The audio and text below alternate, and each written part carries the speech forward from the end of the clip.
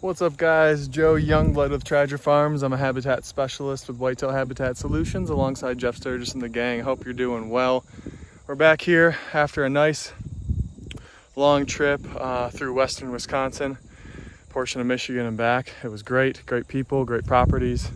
But it's good to be back because we are August 15th or 16th today. And it is crunch time for people in our zone through here in lower Michigan and the like. We are pretty much doing most fall plots early mid-August. This is the latest I've ever planted. It's just come down to that since we didn't have much rain before I left, and I didn't have time as well. And then we got some rain while I was gone, and this is my first day back. We're supposed to get a little bit of rain tomorrow also, and it's almost too wet, so it's kind of the toughest conditions I've ever done this, to be honest. You can see that's a little dry, but as you go further back here on our linear plot, back to our holding plot, it just gets more wet and more wet. And thankfully I had a good friend, Dwayne, thank you, to come out here and help me disc. And that worked very well since we had quite a bit of buckwheat and glyphosate resistant weeds and not enough time for all of that to die and just seed without doing a light disc. So we got that done.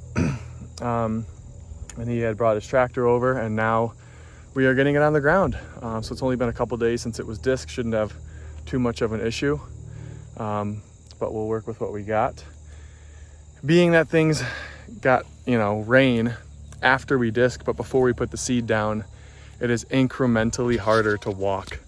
And I've only walked an acre and a half, 2 acres probably, actually, and I'm exhausted already. Got another 2 to 3 to do. Splitting up our plot this year like we have previously with our WHS Power Greens. I do sometimes like to add some beans to that, but there's peas, some oats, and some good stuff, a little bit of radish. Now that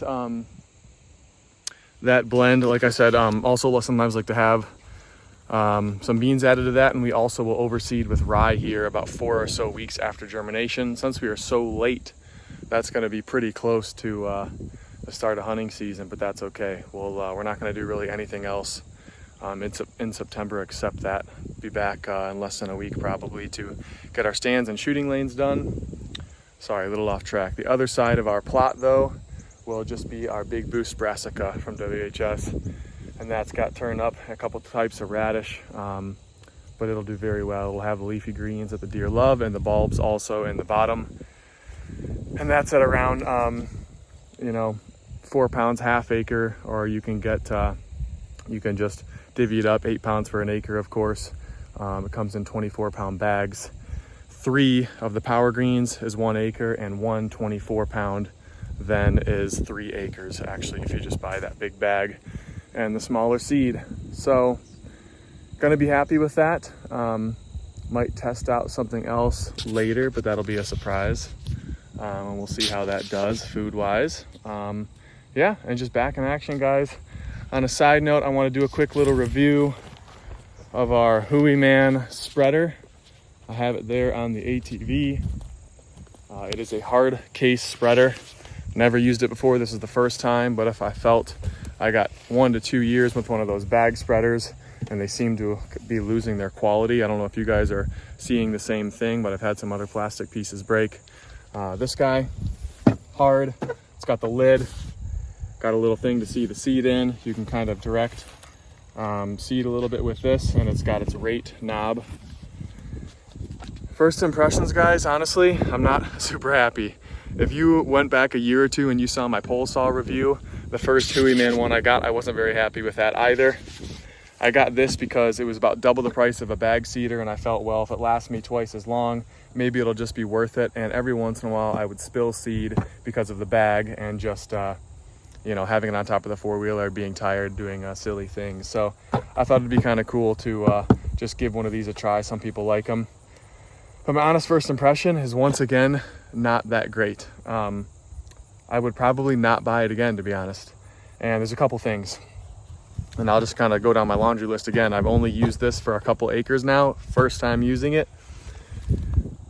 Once you get a little sun and some dust in here, you can barely see if there are any what the seed level, is, to make sure your rate is doing good. The knob tends to work fine. The sound isn't quite as consistent as the bag spreader. For those of you that, you got some experience and you kind of are able to just tell how the rate is looking at the seed, but the smaller seeds are kind of tough. You just have a better feel for it. So I know that sounds kind of weird, but the sound of it hitting it doesn't seem super consistent. This channel to move seed out and in almost makes no difference. It heavily seeds basically to the right a little bit more. I do believe that you also can move this little lock here, but I'm not entirely sure exactly. I forgot, it was kind of in the manual what that did, but it also doesn't seem to make much of a difference. Oh, that actually, never mind. I'm not entirely sure what that does, but I've been playing with it and I've been moving it. It doesn't seem to make much of a difference. It also kind of forces me to wear muck boots, which is not doing too good for any blisters. The other thing I was going to mention is, in the areas that aren't super wet and I won't get stuck, I will come over here with my cultipacker and get this stuff pushed in a little bit. Those tiny seeds, remember, they don't need to be pushed in very much, but if you're going to be planting some of those bigger seeds that have peas and beans and things of that nature, guys, if you have a drag, some chain link fence, anything that you think can put a little bit of dirt over top those seeds would work well.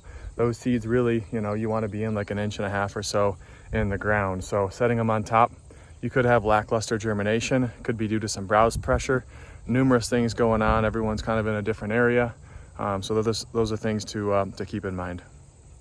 The harness is nice. I thought that was another cool thing. This holds a little bit more seed, so why not? And use your chest. But if it's not perfectly upright, it doesn't seem to always stay consistent. That might be a part of it. But I've been trying to keep my shoulders back and keep it consistent. It's exhausting, and you really need a consistent rate, even if you're slightly bent over. And then lastly, 5 minutes in, I'm turning it. When you turn the seed rate off, this knob, so that it stops spreading, you stop. I picked up some garbage or something like that.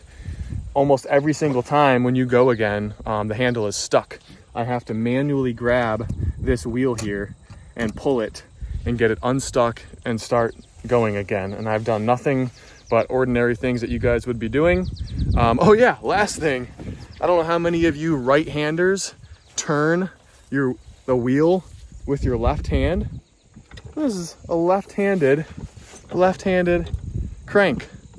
I don't think they had an option to get a right-handed. I would feel silly doing this video and then there's like a right-handed option right there on the website, but that's crazy. The handle is also on the same side as the crank. So if you want to walk, maybe hold the other side, I have my hand in some random place.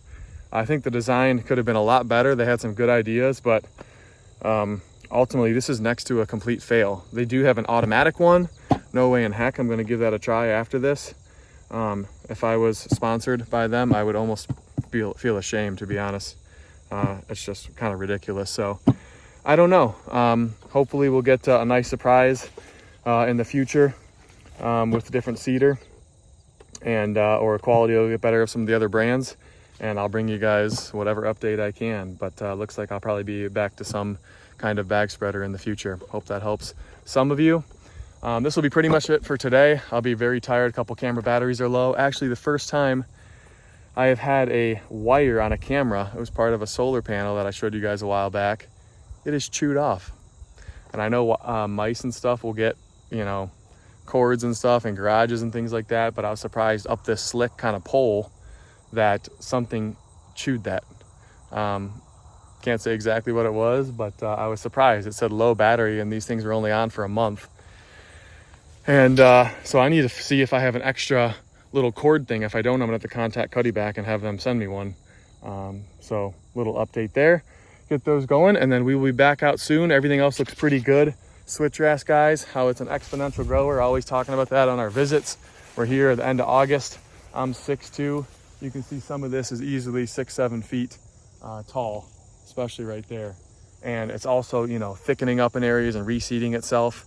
I'm excited to do some other herbicide sprayings over this switchgrass. Some of you guys probably hear on social media, but many clients have struggled before we got there to get these switch stands established. So I really want to help you guys. There's numerous ways to do it, but you got to be diligent. You can't just do half the process, and I see it time and time again. So let me know your questions. We'll do more of that stuff down the road, and next year hopefully get another couple pieces of equipment, so we're gonna have a ton of fun. But yeah, I'm gonna finish these plots. Good luck to you guys. I hope you're getting your plots in the ground, or you're probably done by now, unless you're you know, much more south potentially. And I will keep you posted on the growth with the rain tomorrow and how everything looks. And before you know it, we are going to be talking about the hunting season and hopefully swapping pictures and stuff like that. So you guys be safe, happy spreading, and I will see you in the next video.